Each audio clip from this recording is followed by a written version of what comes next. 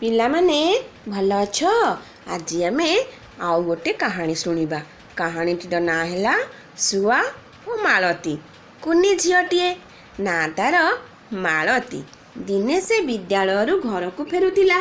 ବାଟରେ ଦେଖିଲା ଗଛ ମୂଳରେ ଶୁଆଟିଏ ପଡ଼ି ଛଟପଟ ହେଉଛି। ସେ ଦୌଡ଼ି ଯାଇ ଦେଖିଲା ଶୁଆଟି ଖଣ୍ଡିଆ ଖାବରା ହୋଇଯାଇଛି। ତା ଡେଣାରୁ ରକ୍ତ ବାହାରୁଛି। ସେ ଆଉ ଉଡ଼ି ପାରୁନାହିଁ। ମାଳତୀ ମନରେ ଦୟା ଆସିଲା। ସେ ଶୁଆକୁ ଯତ୍ନରେ ଧରି ତାଙ୍କ ଗାଁରେ ଥିବା ପ୍ରାଣୀ ଡାକ୍ତରଙ୍କ ପାଖକୁ ଗଲା। ଶୁଆକୁ ଦେଖାଇଲା। ଡାକ୍ତର ଶୁଆର କ୍ଷତ ଭଲ ଭାବରେ ସଫା କରି ମଲମ ଲଗାଇଦେଲେ। କିଛି ଔଷଧ ଶୁଆକୁ ଖାଇବା ପାଇଁ ଦେଲେ। ମାଳତୀ ଘରକୁ ଯାଇ ଡାକ୍ତରଙ୍କ କହିବା ଅନୁଯାୟୀ ଶୁଆର ଯତ୍ନ ନେଲା। ତାକୁ ପାଚିଲା ପିଜୁଳି ଖାଇବାକୁ ଦେଲା। ଔଷଧ ମଧ୍ୟ ଖୁଆଇଦେଲା।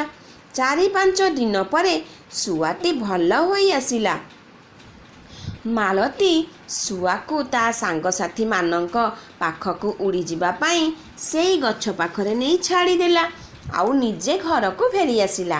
ଦିନେ ରାତିରେ ମାଳତୀ ଶୋଇଥାଏ।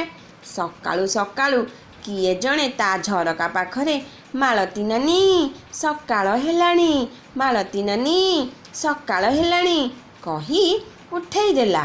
ମାଳତୀ ଶେଯରୁ ଉଠି ଝରକା ଖୋଲି ଦେଖିଲା ବେଳକୁ ସେଇ ଶୁଆଟି ବସିଛି। ମାଳତୀ ଖୁସି ହୋଇ ଶୁଆଟିକୁ ଆଣି ଗେଲ କଲା। କିଛି ଖାଇବାକୁ ଦେଇ ପୁଣି ଉଡ଼ାଇ ଦେଲା। ସବୁଦିନ ସକାଳୁ ଶୁଆଟି ମାଳତୀକୁ ସେମିତି ଉଠେଇବାକୁ ଲାଗିଲା।